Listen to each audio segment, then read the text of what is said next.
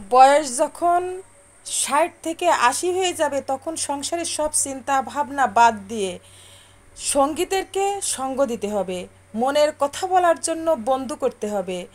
যেখানে আপনার ভালো লাগবে সেখানে চলে যাবেন, হোক সেটা ধর্মীয় কোনো অনুষ্ঠান বা কোনো চায়ের আড্ডাখানা অথবা কোনো যে কোনো এক আড্ডাখানা যেখানে আপনার মন বসবে।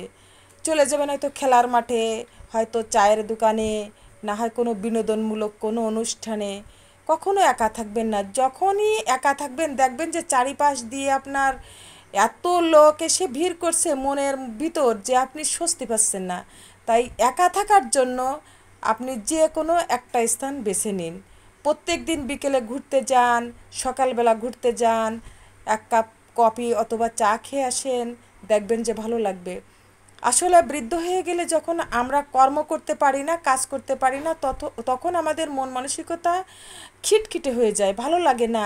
কারণ আমাদের তো কেউ সঙ্গ দেবে না, বৃদ্ধ মানুষকে কেউ সঙ্গ দেবে না। তাই যত দূর সম্ভব আপনার বয়সী যে আছে তাদের কাছে চলে যান, মনের কথা বলেন, ভালো লাগবে। ধর্মীয় বিষয়ে আলোচনা করেন, সংসার জীবনে কি করেছেন, ছেলে মেয়ে কী করছে, নাতিপুতি কী করছে, এইগুলো নিয়ে আলোচনা করুন, ধর্মীয় বিষয়ে আলোচনা করুন। দেখবেন যে মনটা হালকা হয়ে গেছে এবং একটু স্বস্তি বোধ করবেন।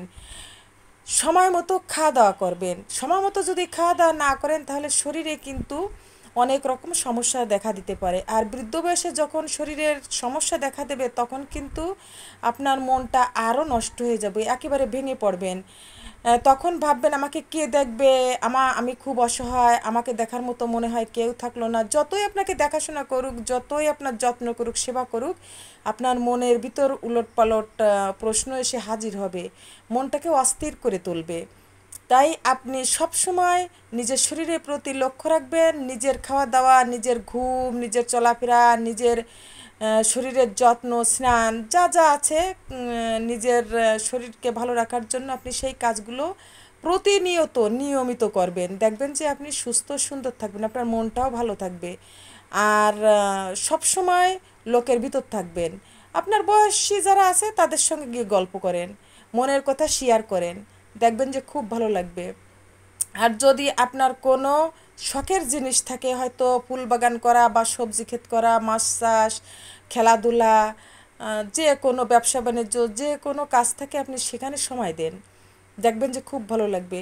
একটা গাছ যদি আপনি লাগান তাহলে সেই গাছটা পাতা দিচ্ছে, ফুল দিচ্ছে, ফল দেবে, এই আশা নিয়ে নিয়ে কিন্তু একটা মানুষ খুব ভালো লাগে। একটা মানুষের ঘুম থেকে উঠেই গাছটার দিকে তাকাবে যে আমার গাছটায় কয়টা পাতা গজিয়েছে, ফুল আসছে কিনা, ফল ধরেছে কিনা, ফলটা কটটুক হয়েছে, এই দেখতে দেখতে কিন্তু গাছে ফুল ফল এসে যায় আর মনটাও ভালো লাগে। আর নিজে যে জিনিসটা করা হয় সেই জিনিসটার প্রতি আকর্ষণটা বেশি থাকে। আপনি দেখবেন ঘুম থেকে উঠেই দৌড়িয়ে যাবেন যে আমার গাছটা কেমন হলো। তাই আপনার শখের একটা বাগান করুন, শখের বাগান থাকলে আপনার মনটাও ভালো থাকবে। হোক ফুল গাছ, আপনি একটা ফুলের গাছ লাগান, আপনি একটা ফলের গাছ লাগান, দেখবেন যে ভালো লাগবে। তাই আপনি যতদূর সম্ভব নিজে কিছু করতে শেখেন, নিজে কিছু করবেন, আস্তে আস্তে করবেন, ভালো লাগবে, খুব ভালো লাগবে। তাই বৃদ্ধ বয়সে কখনো একা একা বসে থাকবেন না, যে কোনো জায়গা, যে কোনো লোকের ভিতর যাবেন, গল্প করবেন, মনের সব কিছু শেয়ার করবেন, আপনি সুস্থ থাকবেন, ভালো থাকবেন। ধন্যবাদ।